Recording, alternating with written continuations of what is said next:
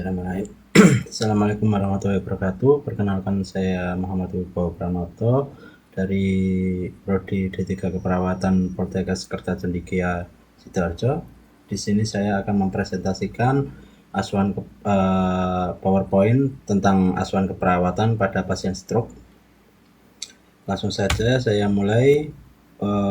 Untuk definisi stroke atau biasa disebut kecelakaan pembuluh darah otak ya, atau biasa disebut CVA, adalah kehilangan fungsi otak yang diakibatkan oleh berhentinya suplai darah ke bagian otak sehingga menyebabkan kerusakan jaringan otak atau suatu keadaan di mana ditemukan tanda-tanda klinis yang berkembang cepat berupa defisit neurologik, vokal dan global yang dapat dan berlangsung selama 24 jam atau lebih dan dapat menyebabkan kematian tanpa adanya penyebab lain yang jelas seperti vaskular.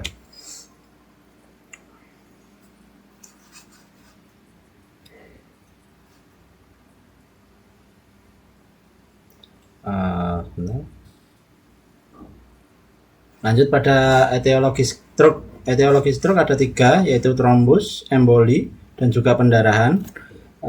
Pada trombus yaitu ada aterosklerosis dalam arteri intrakarnial dan ekstrakarnial, pendarahan intraserebral, arteristis, hiperkoagulasi seperti polisitemia, trombosis vena cerebral, dan hipoksia kronis. Pada emboli, kerusakan katup karena penyakit jantung rematik, infrak miokardial, dan endokardistis. Yang ketiga ada itu pendarahan intraserebral karena hipertensi, pendarahan subarachnoid, ruptur aneurisma, dan hipokoagulasi. Untuk tanda gejalanya, untuk tanda gejala stroke itu berbeda-beda ya, tergantung pada sisi dan bagian yang mana yang terkena stroke. Biasanya yang pertama ada kelumpuhan wajah atau anggota sebagian tubuh, gangguan sensibilitas pada suatu atau lebih dari anggota badan, terus penurunan kesadaran, afasia, distrasia, gangguan penglihatan, diplopia, lanjut yaitu ada ataksia. Setelah itu biasanya disertai dengan vertigo, mual, muntah, dan nyeri kepala.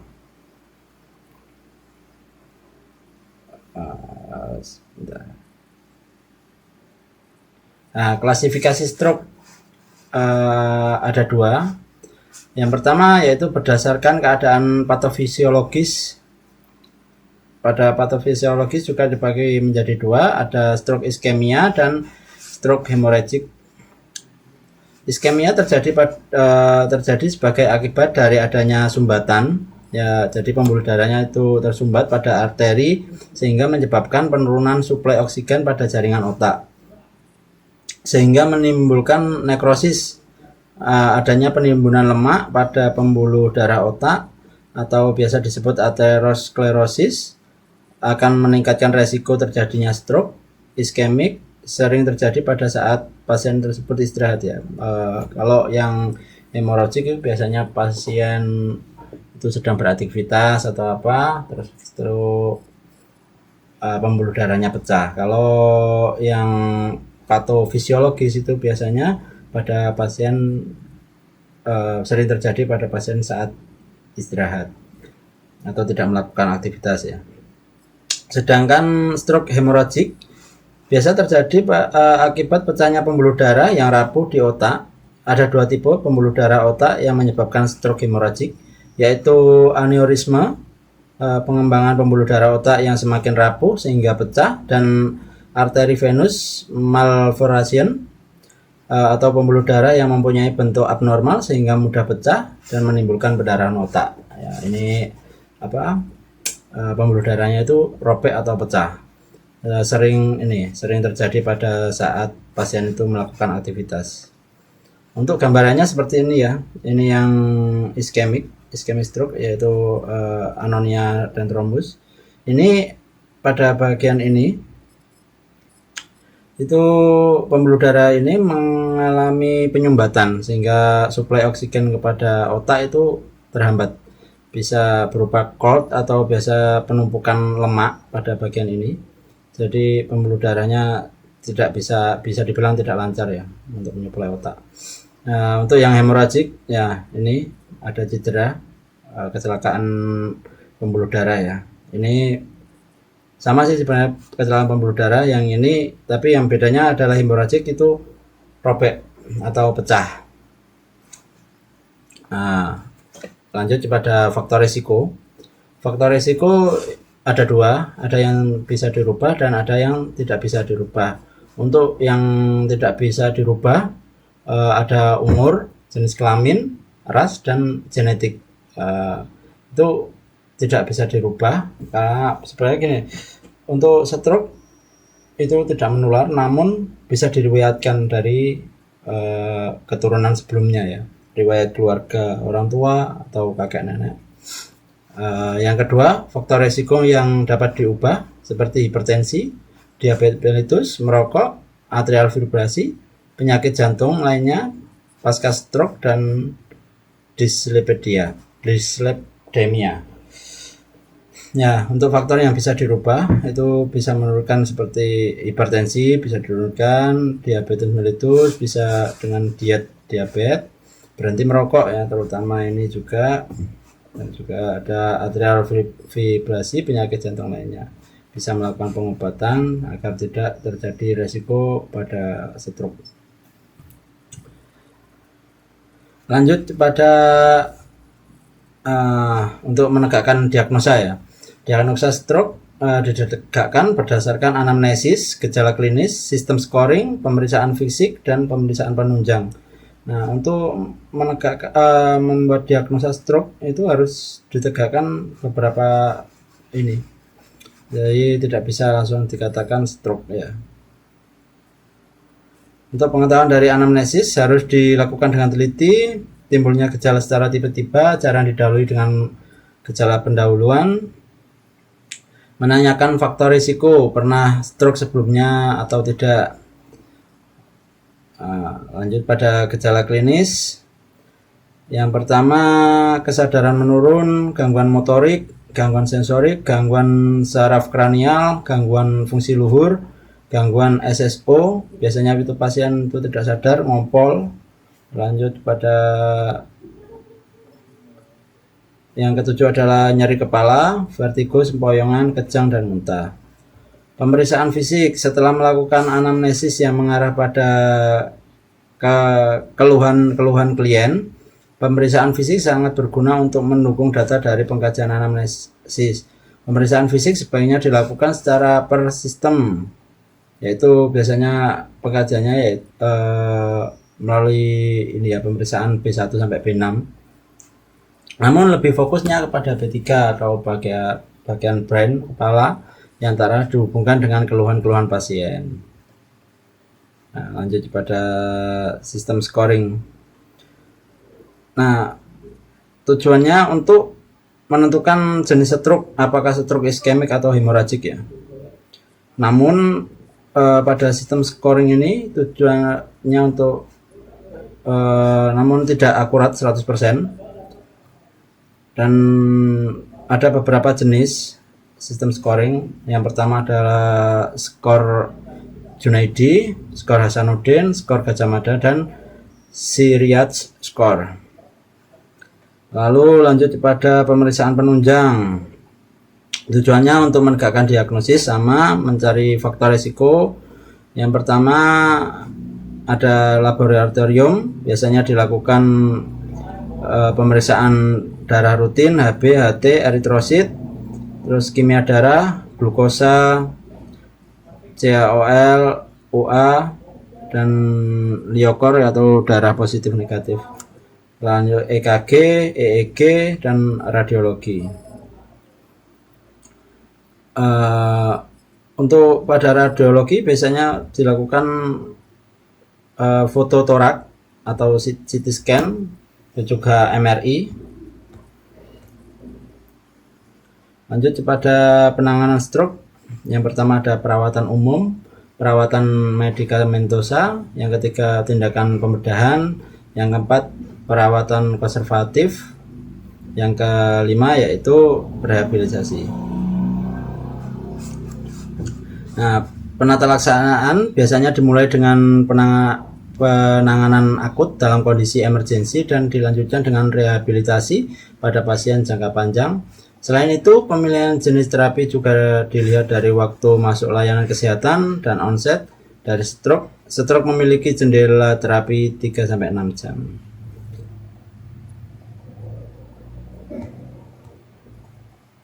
Lanjut pada perawatan umum stroke. Yang pertama ada observasi tanda-tanda vital, mengatasi demam, mengendalikan gula darah, nutrisi, oksigen, perawatan saluran kemih dan pencernaan, infeksi sekunder.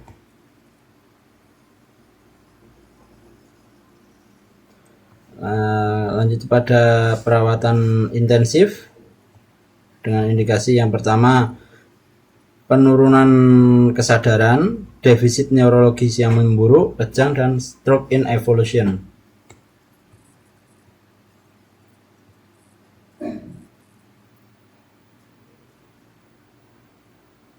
Ya, ini tidak semua pasien stroke itu perlu penanganan intensif ya. Lanjut pada perawatan konservatif, elevasi kepala 20-30 derajat, osmoterapi, manitol 20%, kortikosteroid pro dan kontra saat ini tidak dianjurkan. Yang terakhir adalah barbiturates intravena untuk menurunkan TIK.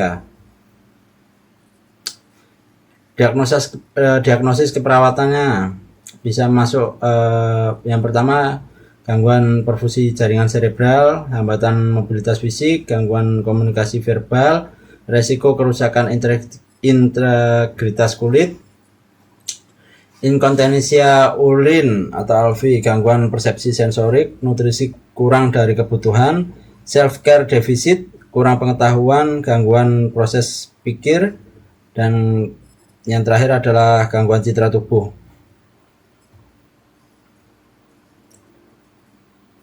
Yang terakhir yaitu proses perawatan. Sebenarnya ada tindakan bedah ya, bisa dilakukan tindakan bedah pada pasien stroke. Jika terapi medika sentosa gagal menurunkan TIK, tujuan mengurangi efek massa serta mengurangi efek neurostatik dari bekuan darah, bisa dilakukan bila ukuran volume hematoma 10-30 ml kuadrat, lokasi cerebellum, letak hematoma superficial, tingkat kesadaran atau KU pasien memungkinkan, dewasa muda kurang dari 50 tahun, dengan pendarahan lobar yang sedang atau besar ya. Jadi kalau usia di atas 50 tahun itu sangat tidak disarankan ya, karena emang resikonya sangat besar untuk diambil. Tindakan pembedahan juga tidak bisa dilakukan apabila volume hematosak lebih besar daripada 85 mili, lokasinya ada di batang otak, itu tidak bisa. Terus setelah itu gejala neurologis minimal, kerusakan jaringan otak terlalu berat, usia ini lebih besar lebih dari 75 tahun, terdapat tanda-tanda mati batang otak.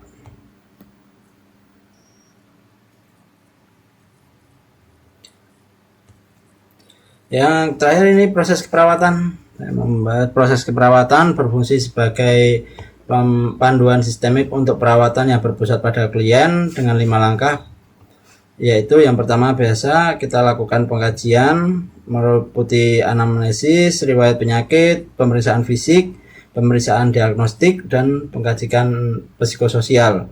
Untuk pemeriksaan fisiknya bisa dimulai dari B1 sampai B6 yang lebih fokus kepada B3-nya ya, yaitu brain.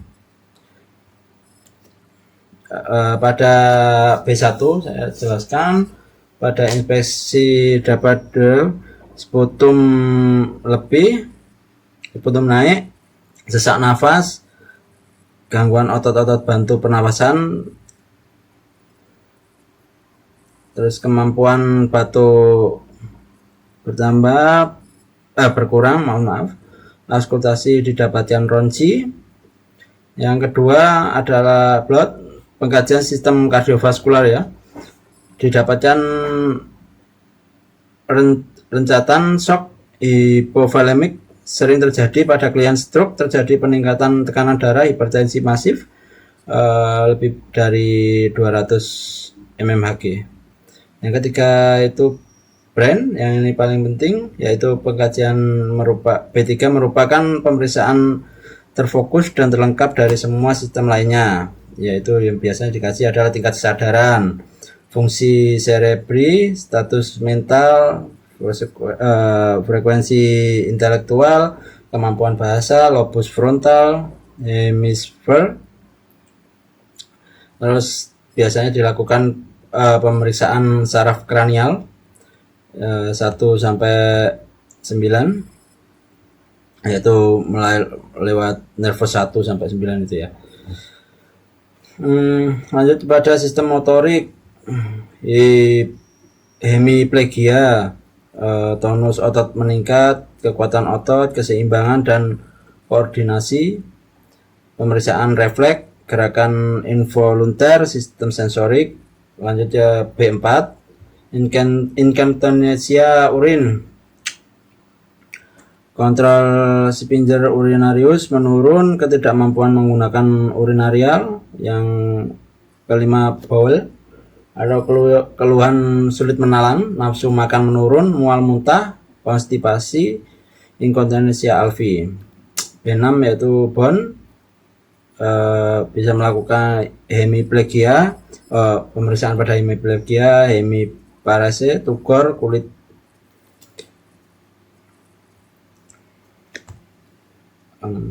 Ya, demikian presentasi yang dapat saya bawakan melalui materi asuhan keperawatan stroke. Kurang lebihnya saya mohon maaf. Assalamualaikum warahmatullahi wabarakatuh.